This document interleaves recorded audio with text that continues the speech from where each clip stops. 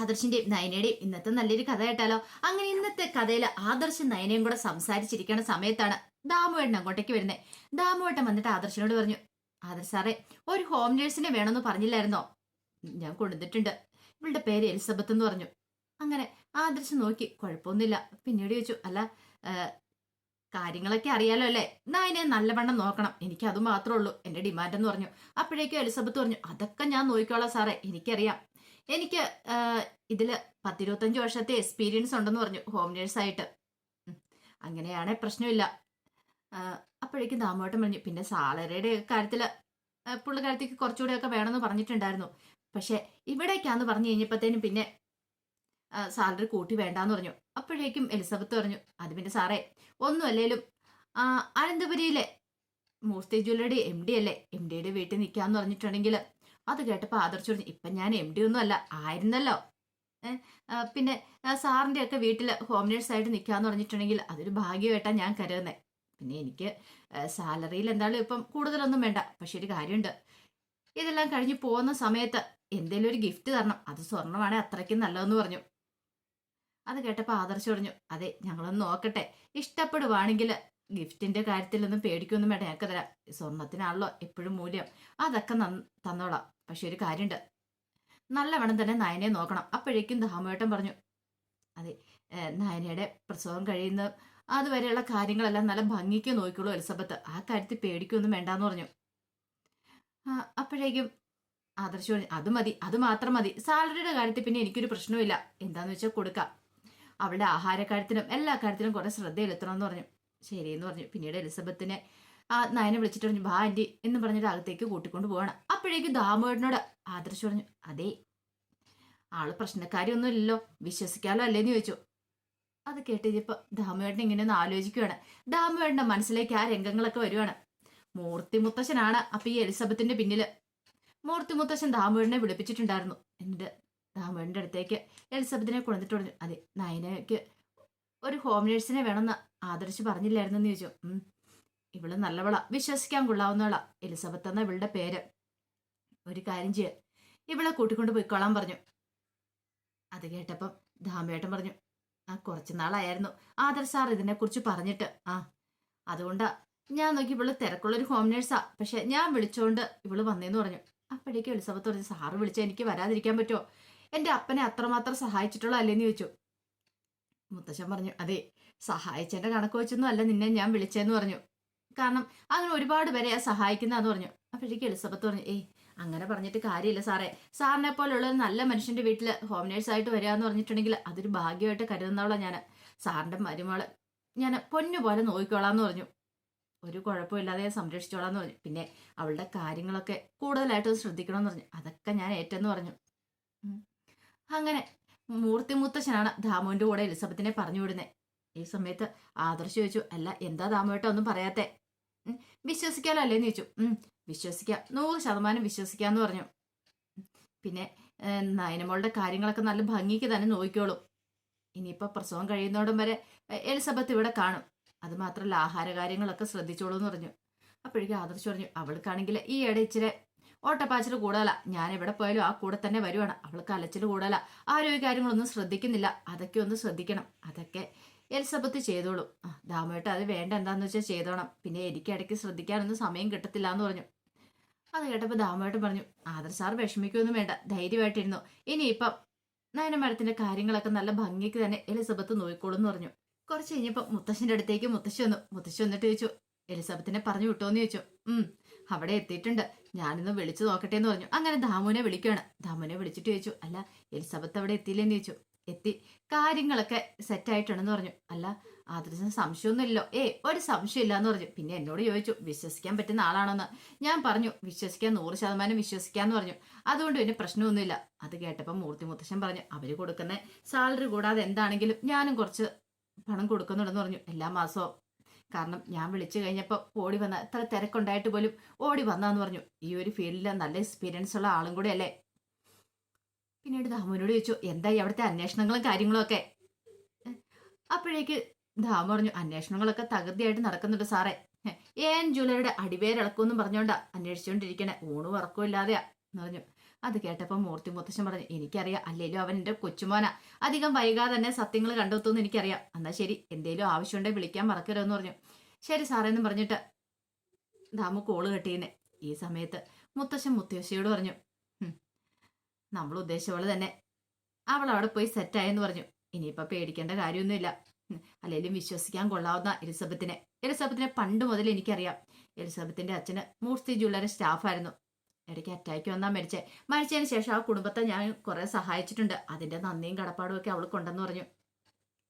അത് കേട്ടപ്പോൾ മുത്തശ്ശി പറഞ്ഞു, അത് ശരിയാ, അതൊരു നല്ലൊരു കാര്യമാന്ന് പറഞ്ഞു.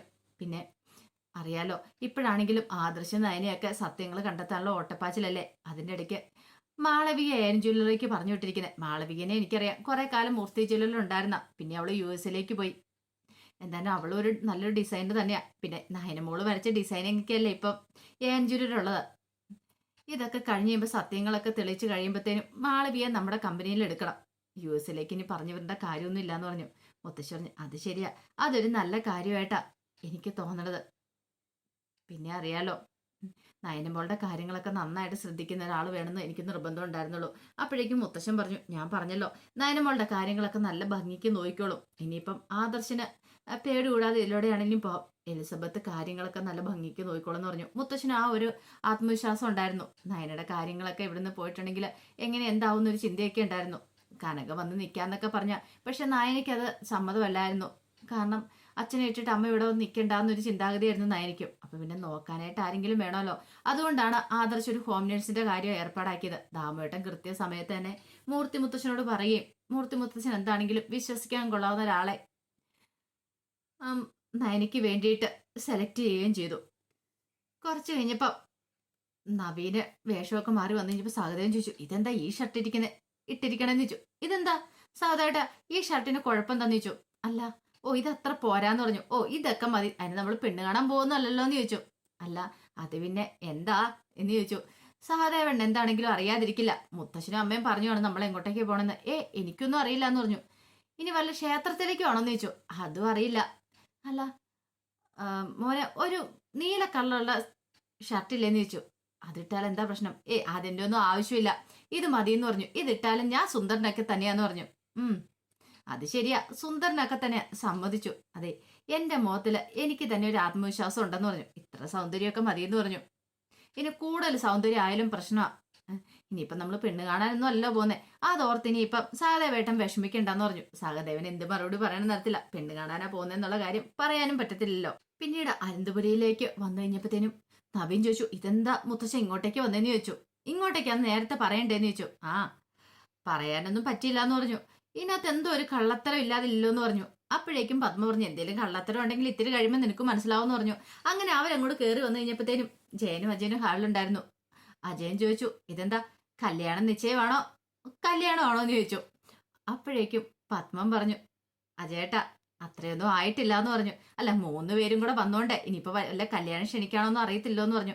അപ്പോഴേക്കും മുത്തശ്ശനും മുത്തശ്ശിയൊക്കെ അങ്ങോട്ടേക്ക് വന്നു. അങ്ങനെ അവർ വന്നിട്ട് ഇരിക്കാനൊക്കെ പറഞ്ഞപ്പം നരസിംഹനൊക്കെ ഇരുന്നു. ഈ സമയത്ത് ജലജ അങ്ങോട്ട് ഇറങ്ങി വരുന്നേ. ജലജയെ കണ്ടു കഴിഞ്ഞപ്പത്തിന് മുത്തശ്ശൻ പറഞ്ഞു, നിന്റെ മോളെന്ത് ചോദിച്ചു. മുറിയിലുണ്ട്. അല്ല അവൾ ഒരുങ്ങിയൊക്കെയാണ് ഇരിക്കുന്നത്, പുറത്തേക്ക് പോകാൻ റെഡിയായി ഇരിക്കുമെന്ന് പറഞ്ഞു. എങ്കിലും അവളെ ഇങ്ങോട്ടേക്ക് വിളിച്ചോണ്ടിരാൻ പറഞ്ഞു. അങ്ങനെ ജലജ അങ്ങോട്ട് കയറിപ്പോയി. ആ സമയം ജയൻ ചോദിച്ചു, അല്ലച്ച ഇതെന്താ പെണ്ണ് കാണിച്ചടങ്ങോ മറ്റോ ആണെന്ന് ചോദിച്ചു. ഒരു പെണ്ണ് കാണിച്ചടങ്ങെന്ന് തന്നെ പറയാം. എന്നിട്ട് അച്ഛനൊന്നും പറഞ്ഞില്ലല്ലോ. അത് പിന്നെ പയ്യൻ പോലും അറിഞ്ഞിട്ടില്ല പെണ്ണ് കാണില്ല എന്നുള്ള കാര്യം. അതൊന്നും പറയാതെ അവനെ വിളിച്ചോണ്ട് വന്നേ. പിന്നെ എങ്ങനെയാന്ന് ചോദിച്ചു. അപ്പോഴേക്കും ദേവേന് പറഞ്ഞു, ആഹാ അത് കൊള്ളാലോ എന്ന് പറഞ്ഞു. ഞങ്ങളോട് ആരോടും പറഞ്ഞൊന്നും ഇല്ലല്ലോ എന്ന് പറഞ്ഞു. ഈ സമയത്ത് നവീൻ ചോദിച്ചു, ഇതെന്താ മുത്തശ്ശാന്ന് ചോദിച്ചു. അതെ, ഒരു പെണ്ണുകാടെല്ലാം നടക്കാൻ പോന്നെ. നിന്നോട് നേരത്തെ പറഞ്ഞിട്ട് കാര്യമില്ലാന്ന് തോന്നി, അതുകൊണ്ടാണ് നിന്നെയും വിളിച്ചോണ്ട് ഇങ്ങോട്ടേക്ക് വന്നേന്ന് പറഞ്ഞു. ഇത്തിരി കഴിഞ്ഞപ്പോഴത്തേനും അവന്തിക അങ്ങോട്ടേക്ക് ഇറങ്ങി വരുവാണ്. അവന്തിയെ കണ്ടു കഴിഞ്ഞപ്പോഴത്തേനും മുത്തശ്ശൻ പറഞ്ഞു, ഞാൻ നേരത്തെ പറയാതിരുന്നേ. ഈ നേരത്തെ പറഞ്ഞിട്ടുണ്ടെങ്കിൽ ഈ പെണ്ണ് കാണിച്ചടങ്ങിന് വേണ്ടി ഒരുങ്ങി കെട്ടിയിരിക്കും. ആ സമ്പ്രദായം വേണ്ടാന്ന് കരുതിയിട്ട് തന്നെ, അല്ലാതെ ഒന്ന് ഒഫീഷ്യലായി കണ്ടിട്ട് പോട്ടെ എന്ന് കരുതിയിട്ട് മാത്രമാന്ന് പറഞ്ഞു. നവീൻ ആകപ്പാടെ ബുദ്ധിമുട്ടായി. ആ സമയം മുത്തശ്ശി ചോദിച്ചു, ദേ നവീൻ മോനെ ഇഷ്ടപ്പെട്ടോന്ന് ചോദിക്കണം. അത് കേട്ടപ്പോൾ ജലജ പറഞ്ഞു, അതെന്തൊരു ചോദ്യം അമ്മേ. നവീനെ ആരെ ഇഷ്ടപ്പെടാതിരിക്കുന്നത്? ഇത്രയും നല്ല ഒരു കഴിവുള്ള ചെറുപ്പക്കാരനെ എന്റെ മോൾക്ക് കിട്ടിയത് എന്റെ ഭാഗ്യമെന്ന് പറഞ്ഞു. അല്ലേ മോളെന്ന് ചോദിച്ചു. അവന്തിയുടെ കണ്ണുകളിൽ ഒരു തിളക്കമൊക്കെ ഉണ്ടായി. അവന്തിക്ക് ഇഷ്ടപ്പെട്ടു നവീനെ. നവീനാണെ ആകെപ്പാടെ വല്ലാത്തൊരു ബുദ്ധിമുട്ടിലായിരുന്നു. എന്ത് ചെയ്യണമെന്ന് അറിയത്തില്ല. വല്ലാത്തൊരവസ്ഥ. എങ്ങനെയെങ്കിലും അവിടുന്ന് എഴുന്നേറ്റ് പോയാൽ മതി എന്നൊരു ചിന്ത മാത്രമേ ഉണ്ടായിരുന്നുള്ളൂ. കുറെ സമയം കഴിഞ്ഞപ്പോ ഇതിനെക്കുറിച്ച് പറയാനായിട്ട് അവന്തിക നാഗേന്ദ്രന്റെ അടുത്തേക്ക് വരുവാണ്. പിന്നീട് കാര്യങ്ങൾ സംസാരിച്ചിട്ട് ചോദിച്ചു, അച്ഛാ അച്ഛനെ ഇഷ്ടപ്പെട്ടോ നവീനേട്ടനെ എന്നൊക്കെ ചോദിക്കണം. അല്ല മോൾക്ക് ഇഷ്ടപ്പെട്ടോ? എനിക്കിഷ്ടമാ. എനിക്ക് നവീനേട്ടനെ മുമ്പ് തൊട്ട് അറിയാലോ, അതുകൊണ്ട് എനിക്ക് ഇഷ്ടമാന്ന് പറഞ്ഞു. അപ്പോഴേക്കും നാഗേന്ദ്രൻ പറഞ്ഞു, മോളെ ഇത്ര നല്ലൊരു ബന്ധം കിട്ടാന്ന് പറഞ്ഞാൽ അത് നിന്റെ ഭാഗ്യം തന്നെയാ. ഈ പറയുന്ന നവീന്റെ മുത്തശ്ശനുണ്ടല്ലോ, നരസിംഹ വക്കീല്, എനിക്ക് അദ്ദേഹത്തെ നേരത്തോട്ട് അറിയാം. പ്രഗത്ഭനായ വക്കീലായിരുന്നു.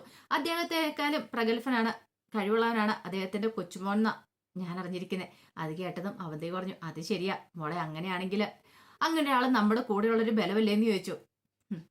അത് കേട്ടപ്പോ അവന്തി പറഞ്ഞു, കാര്യമൊക്കെ ശരി തന്നെയാ, പക്ഷെ നമ്മളെക്കുറിച്ചുള്ള കാര്യങ്ങളൊക്കെ അറിഞ്ഞിട്ടുണ്ടെങ്കിൽ അത് ശരിയാ. പിന്നെ ഒരു കാര്യമുണ്ട് അച്ഛാ, കല്യാണം നടക്കുന്ന സമയത്ത് അച്ഛൻ അവിടെ ഉണ്ടാകത്തില്ലേ മണ്ഡപത്തില്, അങ്ങനെ ഉണ്ടാ മാത്രം ഞാൻ സമ്മതിക്കത്തുള്ളൂ എന്ന് പറഞ്ഞു.